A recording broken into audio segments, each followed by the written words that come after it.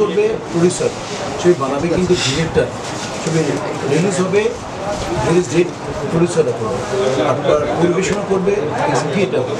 এখানে কিন্তু আমাদের আপনাদের মূল কাজ হচ্ছে কিন্তু শুধুমাত্র অভিনয়, স্মুথলি অভিনয়। এখন যদি ছবি কম হয় তাহলে শিল্পীদের প্রবলেম হবে, যাতে ছবি বেশি হয়। এবং এখানে যদি অন্যান্য যে আমাদের সংগঠন যারা প্রডিউসার আছে মূলত এবং এখন আমি দেখেছি এডুকেশনের যুগে দেখি এখন সব বড় বড় চ্যানেল কর্তৃপক্ষকে বলবো আমি সবচেয়ে প্রথম কাজ আপনার কমার্শিয়াল ছবি, আপনারা আপনাদের স্টাইলিশ ছবি বানাচ্ছেন বানান, কিন্তু আপনারা এতে কমার্শিয়ালি যদি সাকসেস না হয় একটা দেশের ইন্ডাস্ট্রি, তাহলে ওই দেশের মানে কী বলবো যে আপনি শাহরুখ খানকে মানুষ চেনে, সালমানকে চেনে শুধুমাত্র কমার্শিয়াল ছবি। তো কাজে কমার্শিয়াল ছবি রিচ হতে হবে, এই জন্য ইনভেস্টের দরকার, অনুদানের ছবিও কমার্শিয়াল ছবি ইনভেস্ট করছে। এইগুলো বিষয়ে আমরা খুব আমাদের দৃঢ় তত্ত্ব, যেগুলো আমরা ইনশাল্লাহ এগুলো মানে এগুলো আমরা করে দেখাবো।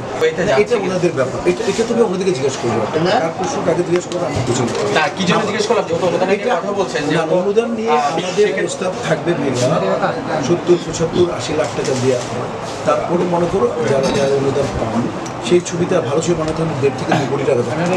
ওই যেটাতে কমার্শিয়াল ছবিকে দেওয়া হয় তাহলে সেই কমার্শিয়াল প্রডিউসার জানে কীভাবে ছবিটাকে কমার্স করবে। তো এই জিনিসটা সাধারণত যখন আমরা দেখি এই 70-75-80 লাখ টাকা যাকে দিয়ে হচ্ছে, উনি অনেকে দেখি একেবারে তার কোনো অভিজ্ঞতাই নেই, ফিল্মই বানায়নি কোনোদিন, সে কোনোদিন তার প্রোডাকশন করেনি, তার কোনো ডিরেকশন দেয়নি, এরকম লোকে পেয়ে যাচ্ছে। এই পথগুলো যাতে অবশ্যই বন্ধ হোক। তো তারা কীভাবে পায়, তাদের যাতে তারা কীভাবে পায় সেটা আমরা জানি না, কিন্তু কমার্শিয়াল ছবি এফডিসির পুরোনো যারা প্রডিউসার ডিরেক্টররা যাতে পায় সেই ব্যাপারে আমরা মিনিস্ট্রির সাথে বসবো, তাদের হাত পর্যন্ত পৌঁছে দেওয়ার ক্ষেত্রে আপনাদের এটা ভূমিকা আমরা প্রস্তাব রাখবো। উদাহরণ দেওয়া, এখন কার সাথে কারো মন মালিন্য, এখন বল এখন কারোর সাথে কারো মন মিলল তুমি দেখছো, তুমি এই কথা কেন বলতেছো? তোমার বাবা চোর ছিল, তুমি কেন বলো আমার বাবা চোর ছিল? বলবো তুমি ইঞ্জিনিয়ার এসো, বলো যে ভাই আমার বাবা চোর ছিল, আমি ভাই ইঞ্জিনিয়ার, আমরা ওই প্রমাণ করি। আমার বাবা ছিল পাজি, আমি হাজি, যারাই এটা জাদ খান না, শাহরুখ খানও যদি মনে করো যাদের বাতিল হয়েছে তারা এই ক্যাবিনেটকে কার্যকরী পরিষদের কাছে চিঠি দেবে যে আমাদের যাচাই বাছাই করা হোক বা আমার ফিরিয়ে দেওয়া হোক। কার্যকরী পরিষদের সিদ্ধান্ত চূড়ান্ত। কার্যকরী পরিষদ যদি মনে করে যে এখানে XYZ, আমি কারো নাম উল্লেখ করতে চাই না, অনেকের নামও বাদ করেছে, যে অনেকের নাম বেশি বাদ করেছে, তারাও তো অ্যাপ্লাই করবে। এবং তারা যদি কার্যকরী পরিষদ যদি মনে করে যে না ওনাদের প্রক্রিয়াটা ভুল ছিল, কারণ সেটা শুধরানোর ক্ষমতা আছে, সংবিধান তাকে দিয়েছে। তো সে ওইভাবে কার্যকরী পরিষদের সিদ্ধান্ত নেবে কার পরিষদকে অ্যাপ্লাই করলে সে মেম্বারশিপ ফিরে পাবে কি পাবে না, এটা কার্যকরী পরিষদের সিদ্ধান্ত ছিল। বিগত কয়েক বছরের নির্বাচনের তুলনায় একেবারেই বিতর্কহীন নির্বাচন বলবো যে এটা এবার একটা সম্ভব করেছেন। আসলে সম্ভবের পিছনের গল্পটা কি আর রহস্যটা আসলে কি ছিল? যে গল্পটা তুমি অনেক আগে থেকে আমার সাথে জড়িত, অনেকে প্রথম দিন থেকে বলেছিলাম যে তথাকথিত হাইপ আমরা নিজেরাই ব্র্যান্ড, শিল্পী সমিতির নির্বাচন ব্র্যান্ড আমি হতে দেবো না। নির্বাচনকে ঘিরে কাদা ছোড়াছুড়ি এই কথা বলবে নো, আমরা দিকজোর সাহেব নিজেরাই ব্র্যান্ড, আমরা তাই না? আমরা মানে ফিল্মের সাথেই আছি, জীবন ফিল্ম দিয়েই আমাদের শেষ করতেছি। তো কাজ হচ্ছে যে এই আমাদের 500-600 জনের এই সমিতিকে নিয়ে একটা নর্মাল নির্বাচন হবে, যাকে সেবা করবে 2 বছর শেষ, সেবা করতে পারবে না সে বসায় দেবে, দেখছো তো? সেবা করতে পারলে সেবা করার সুযোগ দেবে, সেবা করতে না পারলে কোনো না কোনো কারণে বসে যাবে। তো কাজে এটাকে নিয়ে তো দেশে এরকম হাইলাইট করে আমাদের চলচ্চিত্রকে কলুষিত করার কোনো অধিকার মানে যারা করেছে তাদেরও নেই। এবং আমি তোমাদেরকে অনুরোধ করবো তোমরা এরকম নিউজ টিউজ করো না, তোমাকে তো অনুরোধই করতে হবে। বিগত যারা করেছে কলুষিত করেছে তাদেরকে ধরে যে ভাই আপনাদের বলেন কেন কী ব্যাপারটা।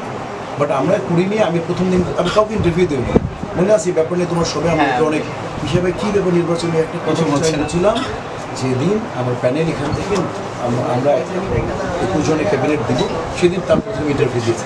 একটা মনে বিডি নিউজের আমার রাহাত আমাকে নিয়ে গিয়েছিল অন্য একটা কারণে, একটা প্রশ্ন করেছিল নির্বাচনে।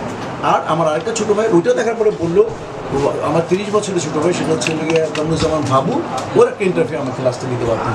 আপনার রাহাতকে যদি দেন, আমি রাহাতের বড় বোন, ওকে একটা দ্যাটস ইট। এরপর আমি তোমাদেরকে রেগুলার দিয়ে দিচ্ছি, ঠিক আছে ভাই? এই বিষয়টা নিয়ে একটু কি বলবেন? আসলে আমরা দেখলাম একটা আনন্দঘন মুহূর্তে মালা বদল হলো, আবার দুইজন মিলে লিপজল ভাই এবং আপনি তাকে নিপুণকে মালা পরিয়ে দিলেন, অন্য নিজের নজর স্থাপন করেছেন, এবং আসলে আমি যেটা তুমি- প্রত্যাশিত ছিল না। এবং তুমি দেখলে আমি নিপুণকে দ্বিতীয়বার হাতে সমর্পণ করলাম, তার উপরে হাত রাখলাম যে আমরা সবাই মিলেমিশে কাজ করি। কেন ভেদাভেদ হবে? আমি গতবার হেরেছি, আমার ক্যাবিনেট হেরেছে, আমি গতবার ইতিহাস রচনা করেছি, আমি কাঞ্চন ভাইকে উৎ করে দিয়েছি, রাইট, মালা পরিয়ে দিয়ে এসেছি। ইতিহাস গৌরব ভাঙ্গার কাজই তো হয়েছে আমাদের। ভবিষ্যতে যে কাজগুলো আসলে করবেন সবাই মিলেমিশে করবেন আশা করি। যারা এবং ভুলভ্রান্তি তোমরা আগে নিউজ না করে আমাদেরকে জিজ্ঞাসা সেটা করো। অবশ্যই। তোমাদের কাছেও আমরা বিনতি করি, আমারও কোনো কথা যদি আমি ভুল বলতে পারি, ওটা আমি সেভাবে কথাটা দিলে আরো খারাপ হবে, তুমি কেটে দিবা, আর প্রশ্নই আসে আর সবাই মিলেমিশে হচ্ছে কাজ। একেবারে কাঁধে কাঁধ হাতে হাত মিলিয়ে কাজ করবো। আর ওরা এখন তো সব একেবারে কিন্তু এক ছাদ এক রূপ, সবাই কার্যকরী পরিষদ। এখন তো বাংলা চলচ্চিত্র শিল্পী সমিতির 21 জন, কেউ তো বলতে পারবে না আমি ওই পথ দিয়ে এসেছি বাসা, আমি ওই পথ দিয়ে এসেছি বাসা, কেউ বলবে না গলি দিয়ে এসেছি, কেউ মেন রাস্তা দিয়ে এসেছি। লক্ষ্য এক ছিল, এখানে আসবে সবাই যে যেখান থেকে পাবো, এক জায়গায় এসছে, এরা সবাই এক ছাদের নিচে, আমরা সবাই কাজ করবো। খালি তোমরা আমার পাশে থাকবে, কারণ আমি ইনশাল্লাহ চলচ্চিত্রের মানে আমরা চেষ্টা করবো। আমি বললে মনে করবো কিন্তু চলচ্চিত্র পিছিয়ে আর আমি ব্যক্তিগতভাবে কোনো ছবি ইন্টারভিউ নেবে সেটা না।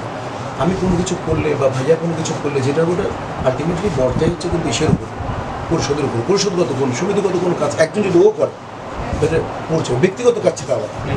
তো আমরা ইনশাল্লাহ তোমাদের সহযোগিতায়, দেশবাসীর সহযোগিতায়, দেশ প্রধানের সহযোগিতায় এবং গোটা চলচ্চিত্র পরিবারের সহযোগিতায় আমরা আশা করবো যে প্রোডাকশন আমাদের করার কাজ না, বাট ভালো প্রোডাকশন হোক, বেশি প্রোডাকশন হোক, মানে ভালো ছবি হোক, বেশি ছবি হোক, এই ব্যাপারে আমরা আমাদের শিল্পী সমিতির পূর্ণ সহযোগিতা। এটা থ্যাংক ইউ, থ্যাংক ইউ।